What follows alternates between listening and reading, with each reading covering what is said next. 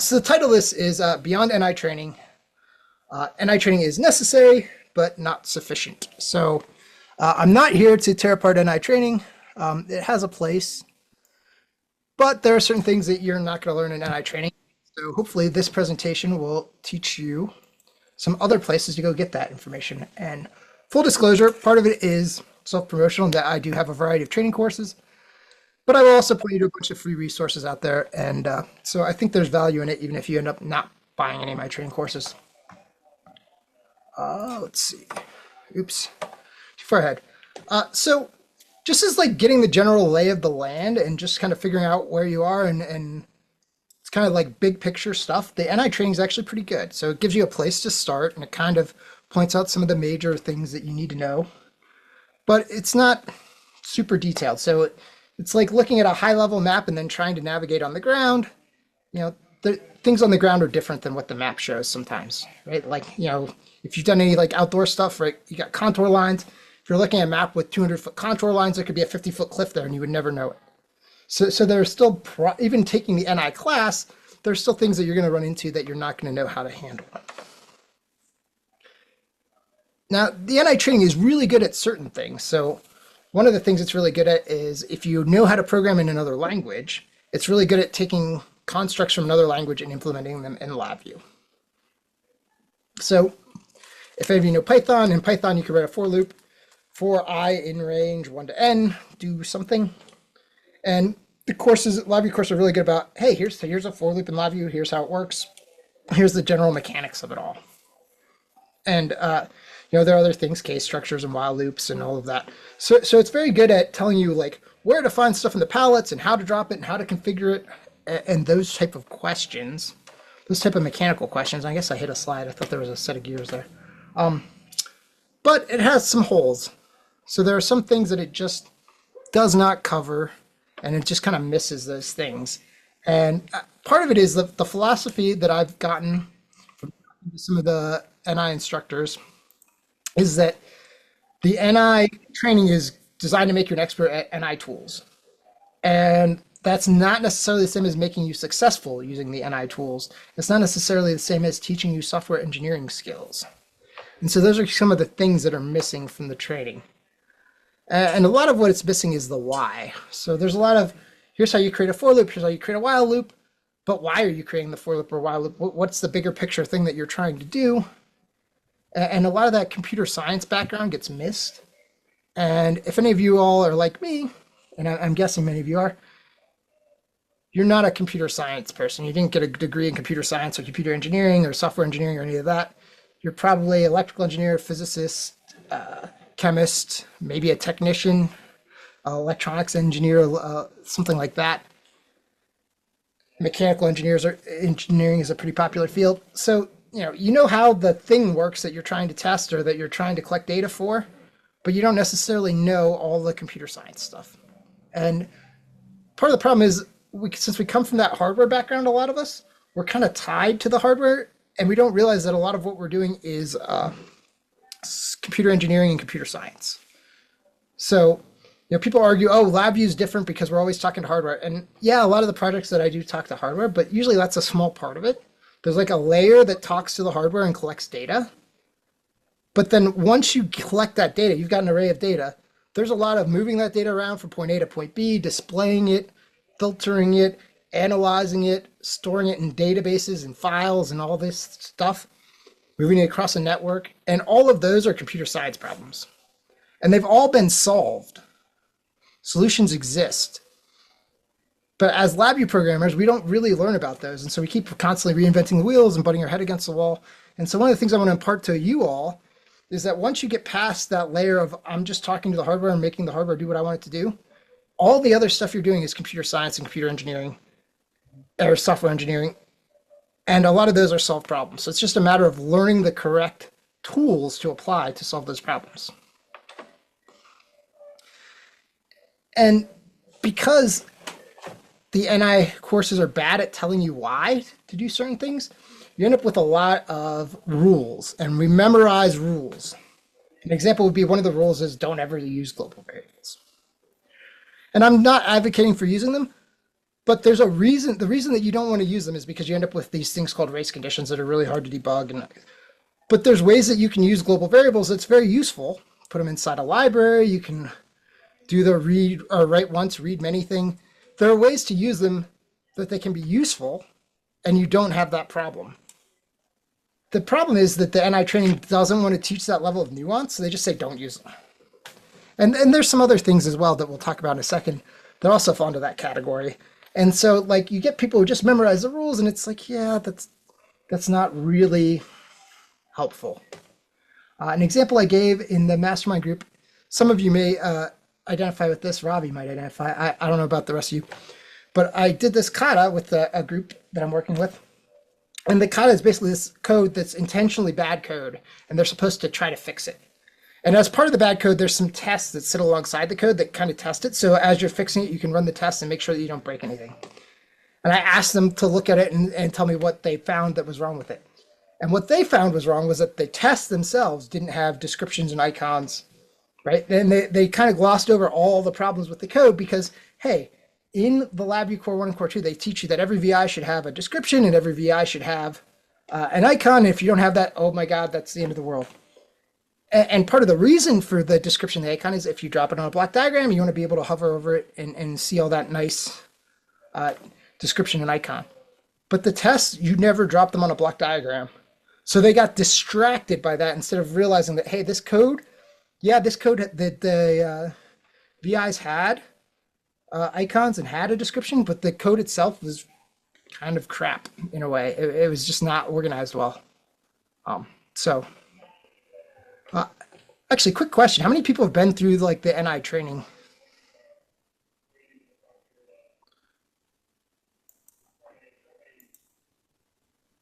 Oh, see any hands. I see people. I see Robbie and Taylor moving, so I know that Anna raised her hand. Cool.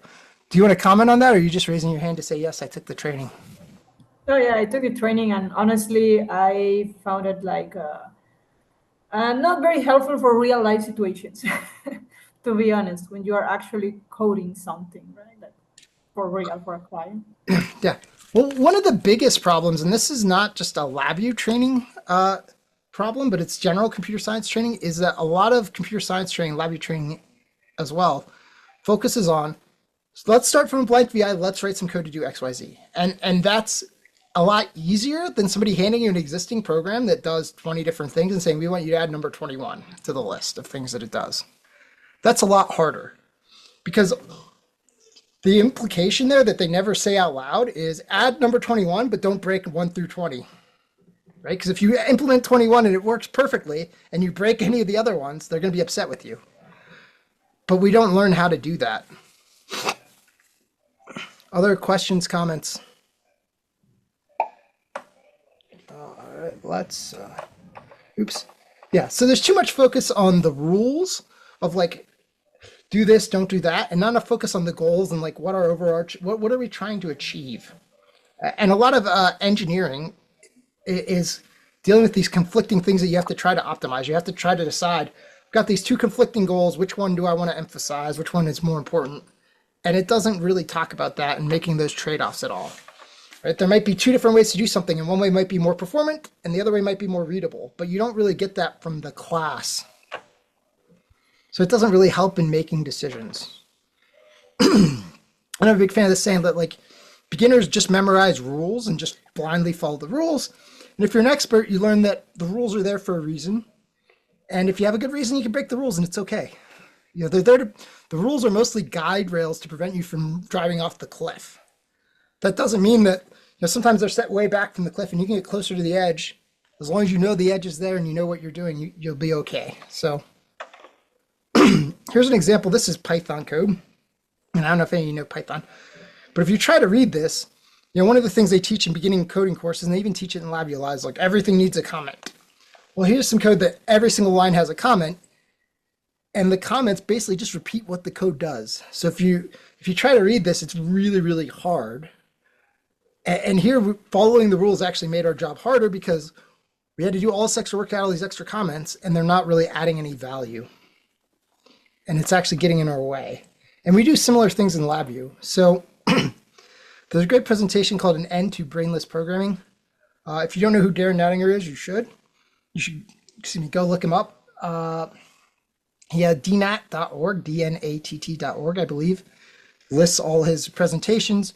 He's an NI R&D guy, super charismatic, great presenter, super bright, lots of good topics. In this particular presentation, he talks about several things that we're taught to do in LabVIEW, in the LabVIEW Core 1 and Core 2, several rules that we memorize that really don't help us. So one is the global variables thing that I mentioned. Another one is this idea of railroad tracks. I'm sure you've seen it. You've got classic examples like the queues, right? You create a queue reference and then you pass the error wire and the queue reference across everything. And you end up with the two straight lines of wires with a bunch of VIs on them called railroad tracks. That's good, it works, but sometimes it can cause problems. So if you have, as an example, if you have a cluster or a class with a lot of data members in it, and you're passing it through all these VIs, and at the end of your chain of VIs, one of the values is wrong. Well, because you pass that entire cluster through every VI, you have to look through every single one of those VIs to see which one actually modified that piece of data. And so what Darren suggests is, hey, if you don't modify the data, don't pass it through the VI, just pass it in. Make a copy of it, pass it in, don't have the cluster out, and then you can know from looking at the block diagram, hey, this thing couldn't possibly change this cluster value, so I don't have to look in that VI. And it makes your life a lot easier. Without spending too much time on this slide, the other one is error cases. We're always taught, do the error case around every VI. How many people have been taught that? Every single sub-VI, the first thing you see when you open the block diagram should be a giant error case with the error wire going into it. Well, that used to be something that they emphasized a lot, and it's not really all that great of an idea because it just it's not necessary in a lot of cases. And it's just like one more thing to do. And Darren explains why that's a bad idea in his in the Brainless programming. The other thing is closing references. So in general, closing references is a great idea. If you open a file reference, a queue reference to a VI, you should close it because we don't want memory leaks. That's the main thing. However, there are certain types of references, like if you're doing VI scripting. I don't know if anybody's done any VI scripting. That's kind of an advanced topic. But if you've done that, there are certain types of references to G objects, so like parts of a VI, so control references and things like that. You don't have to close those because they're all time, like their lifetime goes away when the lifetime of the VI goes away. So, if you write scripting code and you've got open up 10 different references, you got to drop 10 different close VI or close references, and it just kind of clutters your code and makes it hard to read. So it's just things that we do brainlessly because we've been told this is what you have to do, and it doesn't really serve a purpose. And in some cases, it makes our life harder. So the error case and the closed references just make our life harder because it's just more stuff on the block diagram. It's more stuff to like sift through visually, and it doesn't add a lot of value. Yes, Robbie. Just wanted to point out there, not just VI scripting. If you're doing anything with VI servers, if you have any references to any controls on the front panel or the VI itself, closing those is not necessary because scripting very few people actually do, but VI server pretty much everybody uses. So all of those strict references to VIs or any front panel controls, they do not need to be closed. Yes, that is a very good point. So if you're familiar with the VI server hierarchy, specifically anything under G object. So if it inherits from G object at any point in the hierarchy, then it does not need to be closed. So that is a good point. And I think there's even more stuff in his presentation that he points out, but those are the ones that I remembered and happened to write down when I created this slide. So the other thing that's kind of missing from the NI training is kind of the mentorship. So you take the class, and I don't know if anybody else has experienced this, but you take Core 1, Core 2, you go back to your work, and now you're the LabVIEW expert because you've been trained. So now every LabVIEW project falls on you. And if you're the only person who's been through LabVIEW training at your job, you have nobody to bounce ideas off of. You have nobody to say, hey, this is a good idea or a bad idea, or here are the problems you might run into. And so having that is actually really valuable. And there's a bunch of ways to get that. We have a mastermind group, which I'll probably talk about a little bit later. But you can also get that from going to the NI forums, from going to Lava, which is a forum for LabVIEW stuff. There's also a LabVIEW Discord now that's quite active. So I would probably send people to the Discord because that seems to be the most active spot at the moment. Or even just going to local user groups is also another way to get that. Another issue I kind of have with NI training is it's very centered in this old school kind of waterfall way of writing code. And if you're not familiar with that, basically waterfall is like this very linear process where you have very defined steps and you basically spend all your time up front gathering all the possible requirements. You come up with a design without writing any code, like a bunch of diagrams or whatever that says this is how we're going to build the code. And then you have somebody build the code, and then you have somebody else handle the testing and QA, and then you have somebody else deploy the code. It's often found in like highly regulated industries and kind of older industries. And there's this newer way of writing code, which is very iterative. Agile is the big word that people use to describe it, but really it's about doing all the same things, but just doing them in small chunks and building your project up incrementally. So you start out instead of start out by gathering all the requirements, you say, what's a requirement that we can implement right now? Let's do that. Let's get it to the customers. Let's get some feedback, and then let's pick the next one and start working on that. And the big difference is with the waterfall one, generally the customer like hands you the project and they wait until the end to get any code back. And so you get no feedback from the customer that you've actually built the right thing and you understood the requirements, etc. Versus with the Agile way, every time you add a new feature, you're distributing it to your customers and your customers are using it and providing feedback. And so you get feedback faster, and then also the end user gets some value out of it because they're not waiting. Because often with the waiting thing, they're sitting there twiddling their thumbs like, is this person actually working on our project? Are they going to get done on time? Because there's like no visibility often if you're not doing the Agile type of thing. So it's not a great relationship with your customers either. And so one of my last kind of criticisms or critiques of the NI training is it kind of stops at NI's borders, right? So its goal is to make you an expert at NI's tools, but it doesn't really talk about things that exist outside of NI. So it talks briefly in some of the advanced classes about Git, and it talks about CI/CD a little bit and unit testing, but because those aren't NI things, it doesn't really focus on them very much, and it doesn't really help you deal with those things. And there's a whole bunch of these things. Using virtual machines, using Git, talking to databases, CI tools, web APIs, JSON, networking, configuration management. There's all these things that exist outside of the NI ecosystem that NI doesn't directly have a solution for, that you have to integrate with these third-party tools. And NI just kind of says, you're on your own with that. Go figure it out. At best, in the advanced architectures course, they might kind of point you in the right direction, but like, their entire course is on Git that, and they give you 5-minute spiel of, oh yeah, you check in, you check out, you commit, whatever, that's it, 5 minutes. And maybe you practice something really simple and that's it, and you walk away. So, and one of my main gripes with this is that NI kind of puts this expert badge on certain things. So it says, pushes them off to the advanced class and says, you need to be an advanced user to learn how to use Git or to do unit testing or CI/CD or test-driven development. And I'm a big believer that from the very beginning, you should learn how to use Git at a very basic level. It's a super useful tool. Like there's really no excuse to not use that. And I think once you understand sub-VIs, teaching people how to write a unit test is fairly easy. And you can start teaching people how to write unit tests. And TDD is basically just writing the test first, so you can teach that. And the CI/CD stuff is kind of involved, but you can at the very least teach them that, like, hey, from the very beginning, we should be building an executable constantly so that we don't run into problems later. I don't know if any of you have ever run into it, but it's possible to have code that runs perfectly in the development environment, and you build an executable, and it doesn't work for a variety of reasons. Either the executable build fails, or the thing builds but doesn't run, or you encounter some error in the executable that you don't encounter in the development environment, and it's quite frustrating and hard to debug. And so there used to be a mantra of build early, build often. So if you start right from the very beginning, like the first thing you do is write a little hello world pop-up, and you build it and deploy it somewhere and run it, at least then you have that whole pipeline working. Or the executable doesn't even build, yes. So that is another one. So sometimes it doesn't build, sometimes it builds but doesn't run. There's a whole variety of things that can go wrong. And so just part of it is, a lot of it's, one of our mottos is small steps and quick feedback. So you want to get You want to take a small step, get some feedback that you're going in the right direction.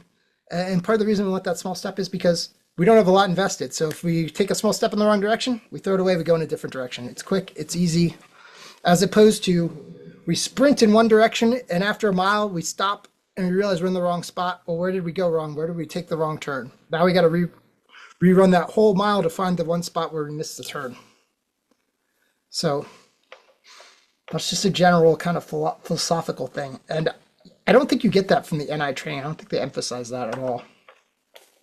And I mentioned this earlier, this greenfield versus brownfield thing is the idea that greenfield is like a new project. So a lot of the training is geared towards, here's a brand new project. There's no code written. You get to decide everything. You get to lay everything out.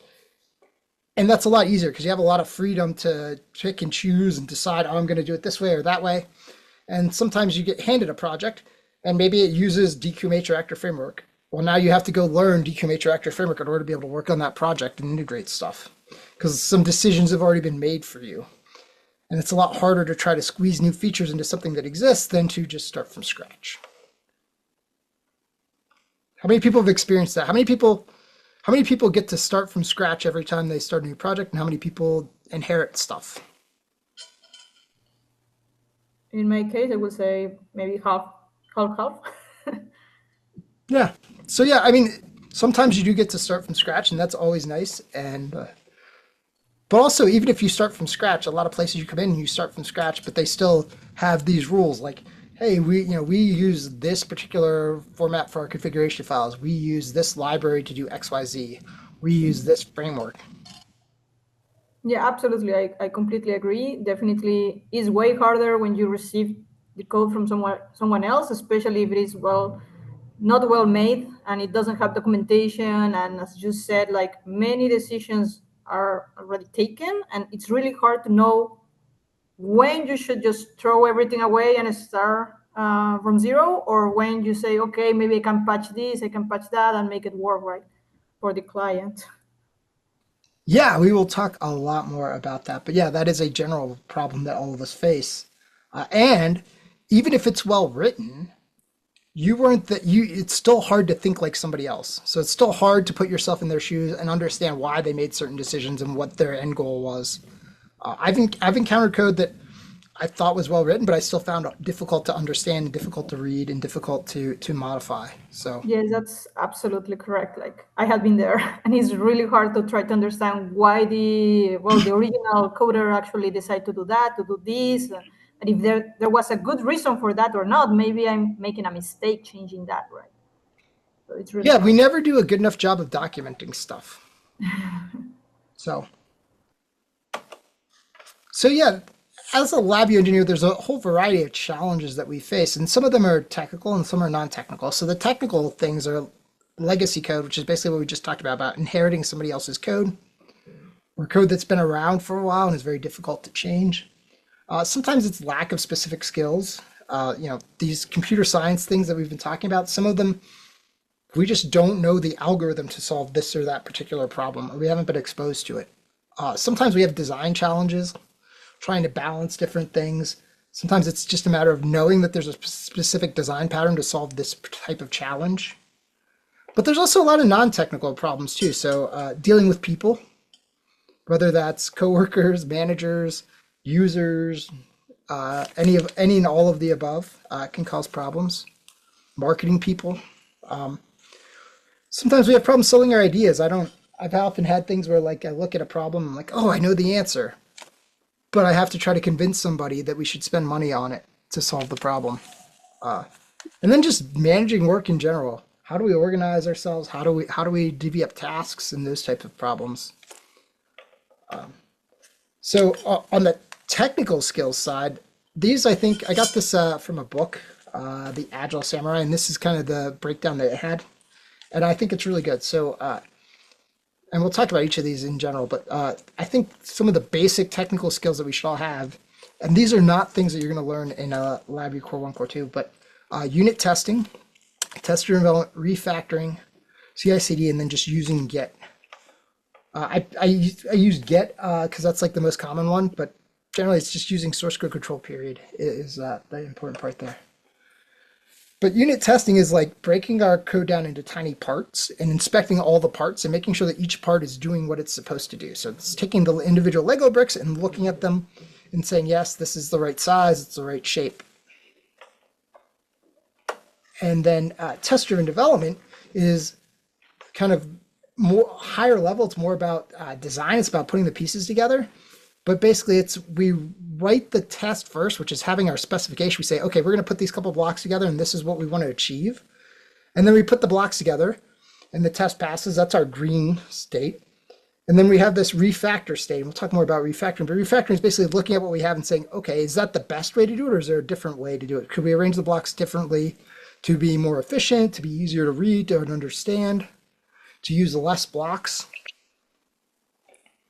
And then you just kind of repeat this cycle. And part of this is it makes sure that as we're building things, we're verifying at each step that it works. And then refactoring, when I think of refactoring, I think of the example here is like a breadboard. So you put something together in a breadboard, you get it to work, and you say, great, it works. But it's kind of a rat's nest. It's hard to understand what's going on. It's hard to troubleshoot. But if you build that in as a printed circuit board, now everything's nice and straight. It's well organized. So it's kind of that process of taking something and changing the form, changing the internals of your code. But from the external world, it still does the same thing. So often that requires like you have AVI and you have some unit tests around it to kind of make sure that it still does the same thing. And then you go inside the VI and you start rearranging things and changing, maybe you used an array and now you want to use some other data structure, a set or a map or something.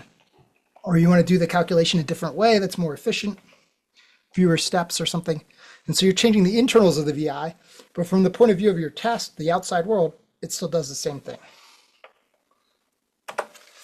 And then CI/CD, I have the check engine light here, but basically the CI/CD part of it has to deal with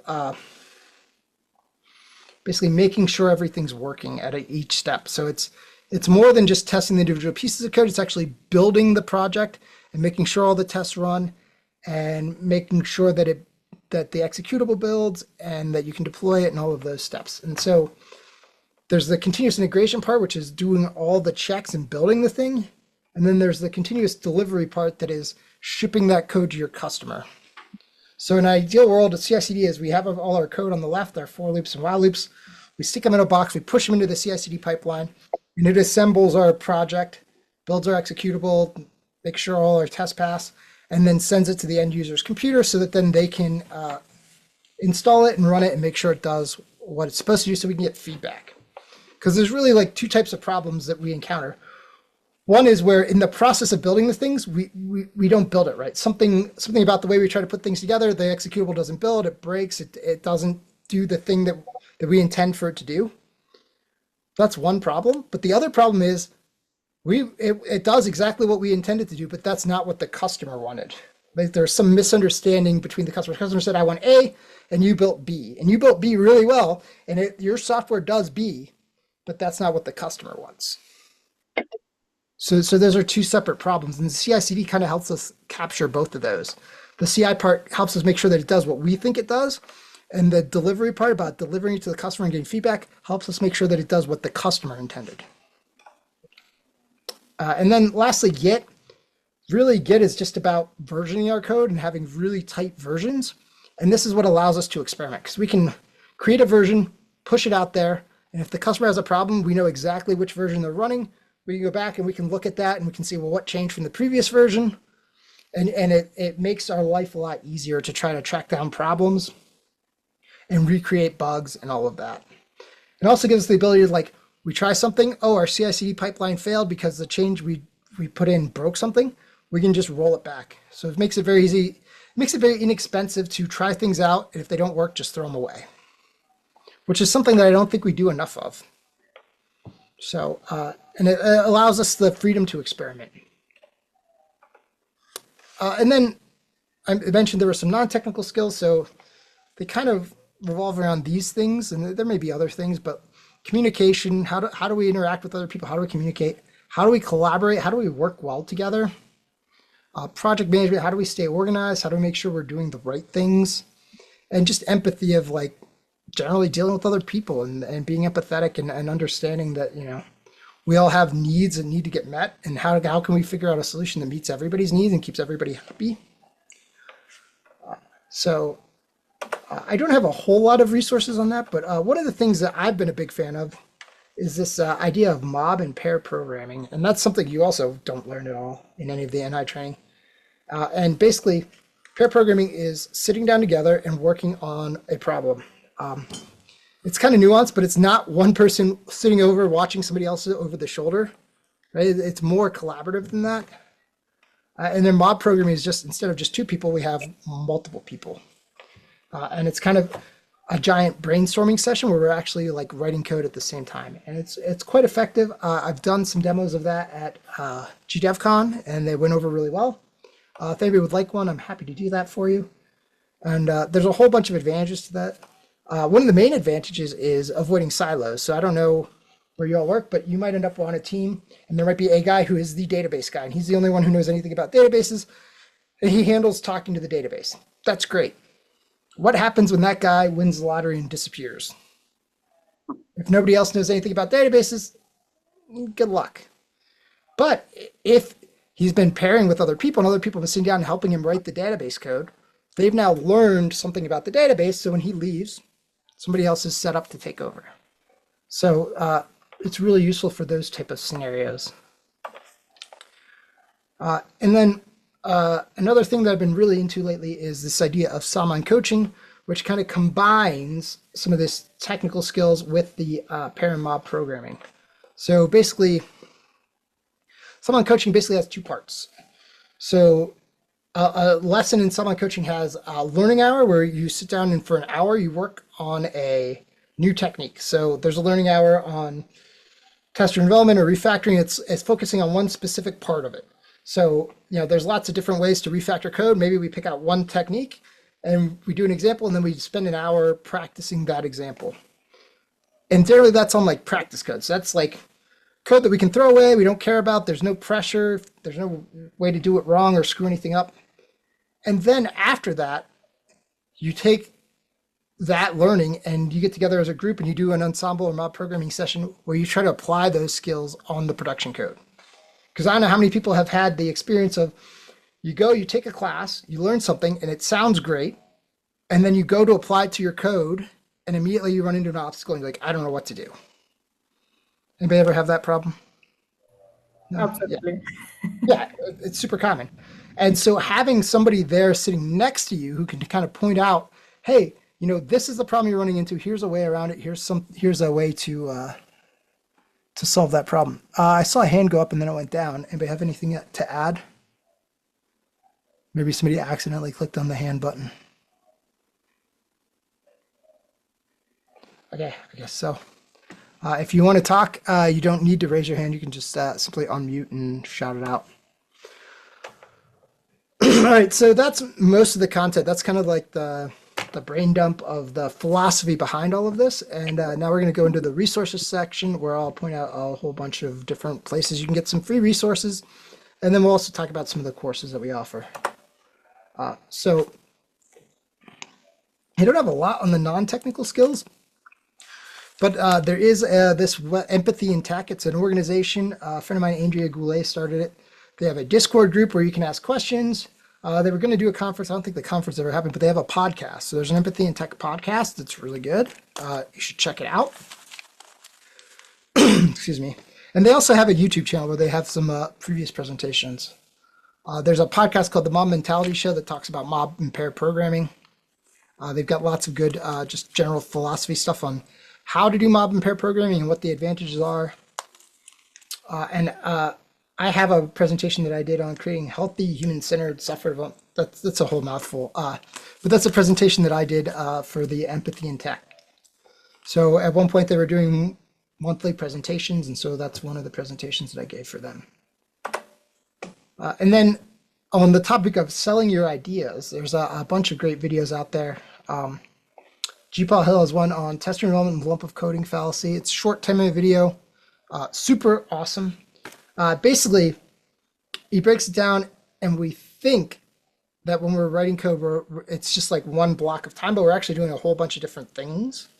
And so if you think of it as one big block, when somebody says, "Oh, you should write you should write tasks," you think, "Oh, well, I've got to do this extra work on top of what I already do."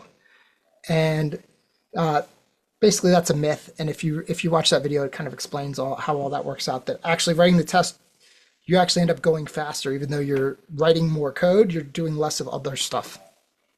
And then there's the economics of software development, which is a great talk by J.B. Rainsberger that talks about, this like move fast and break stuff versus taking the time to do things right. And there's a trade-off there, and it talks about that and how to think about that.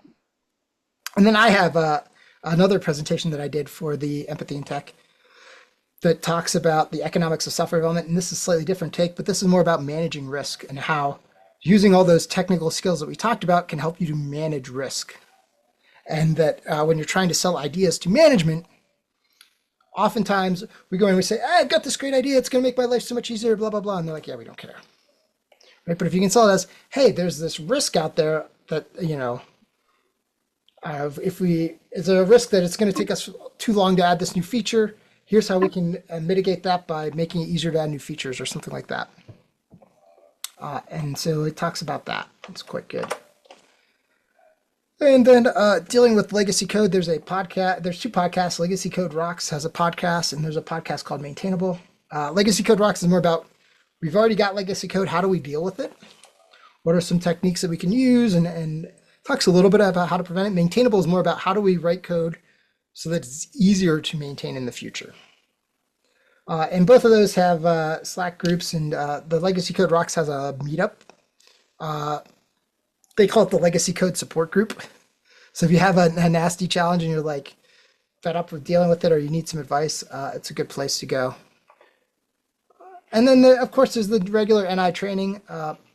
They have a training and certification membership. I think they still have this. I don't know. It's been many years. But when I started, my boss bought that for me. It was $5,000, and it let you take any course you wanted for an entire year. So that's, and also certifications. So really useful. NI is starting to bring back local training centers. So I know they're trying to put one in San Diego, and there's several other ones that they're trying to put in around the country. So if you haven't been able to get to NI training previously, you should look again, because at some point, if they haven't already started, they're going to start in the near future having training centers. So there's one somewhere in the Midwest. There's one, I know there's at least one in the Northeast. And then there's a whole bunch of non-NI resources. There's the Community Training Initiative. I don't know if anybody's seen that, the CTI. Steve Watts and some other people have put that together. Basically, you get a Raspberry Pi Pico, which is actually, I don't know if you can see this. It's a little microcontroller board, and you can plug it in, and it acts like a VESA device, and you can practice sending it commands, and they've got some really simple tutorials. It's kind of geared towards complete beginners. Tom McQuillan has a LabVIEW Essentials course, which gets really good reviews. It's on Udemy. It's like $50. Apparently, it's the equivalent of LabVIEW Core 1 or Core 2, but apparently better. So that's worth it. Tom has a YouTube channel. I'm actually quite jealous. He has like several thousand subscribers, like 10K or something ridiculously high. So they must be pretty good. I've watched a few of them. I think they're pretty good. SixClear offers LabVIEW training as well, like Core 1, Core 2 equivalent. There's DQMH training, so we offer a DQMH workshop. There are other people who offer that as well. Steve and Fab and Jorg and those guys, oops, did not mean to go ahead. They have DSH Workshops, which teaches some workshops. There's LabVIEW Wiki. There are a whole bunch of Discord servers. I mentioned there's a LabVIEW Discord. There's also Discord servers around this Community Training Initiative and around a bunch of other stuff. If you click on that link, I'll send you guys the presentation. There's a link there. You click on that, it goes to a LabVIEW Wiki page that lists all the Discord servers. And then there's Lava, which is like an old school forum for LabVIEW stuff. It's still around. I don't know how relevant it is anymore. Some people still pissed on it. There's a bunch of GDevCons if you like in-person events. And there's also the GLA Summit, which is a virtual event. So there's all kinds of presentations of those things that you can go watch and learn all kinds of new things. Anybody have anything to add to that list? The LabVIEW Consultant Summit is a good place to Yes. get your business questions answered. There you go. Thank you, Taylor. I knew I had to be missing something.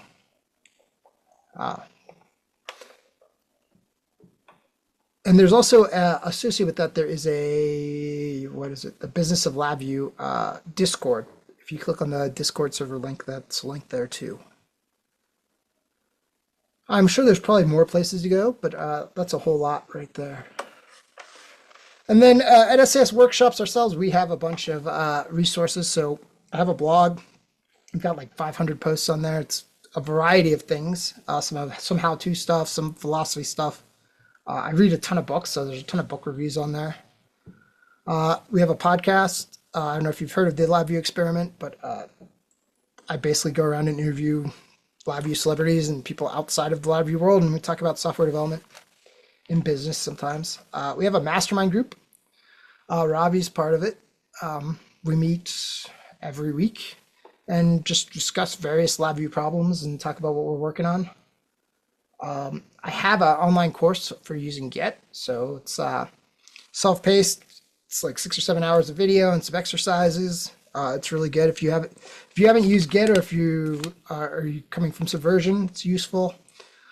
If you feel like I just know like 3 or 4 magic Git commands and I have no idea what's going on behind the scenes and you want to learn more, it's a good place to start.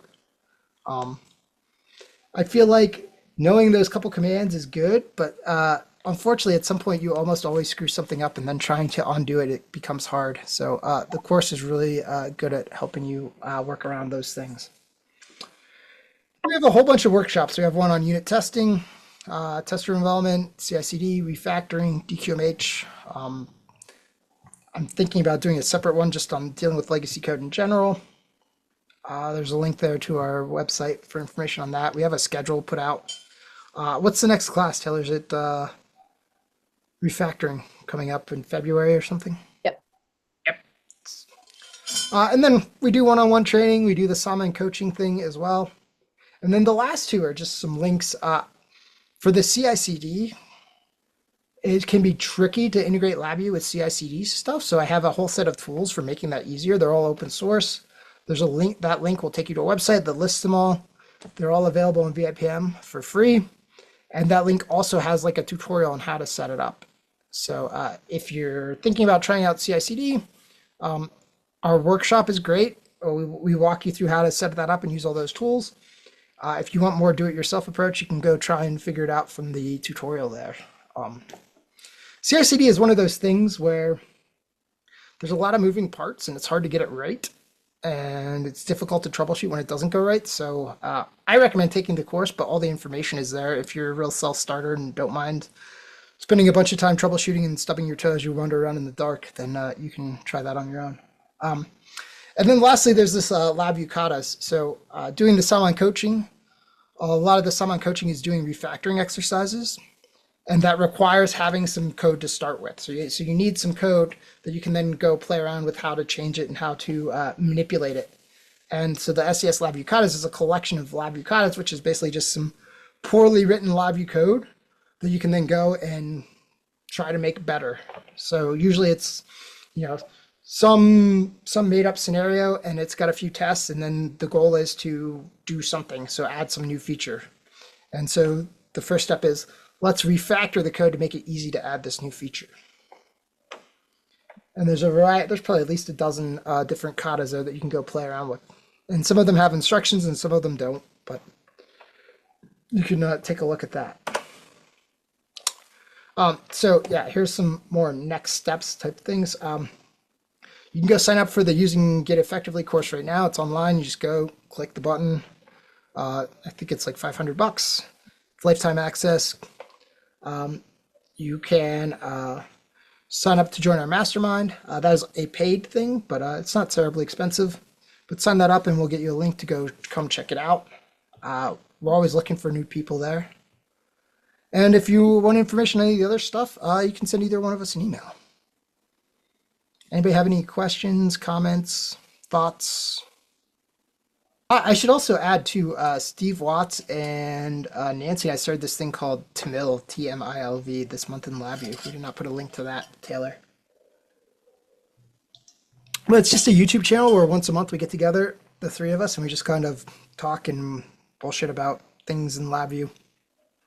So, Yeah, we went to GDevCon over in Europe, and we sat there and interviewed a handful of people. And then Steve's been doing all this CTI stuff, so we've been talking about different pieces of hardware and stuff that they're using for that. And it's a variety of things. You might find it useful. All right, well, thank you all. If anybody has anything else they want to talk about, I'm happy to hang out for a few minutes, but we are at time.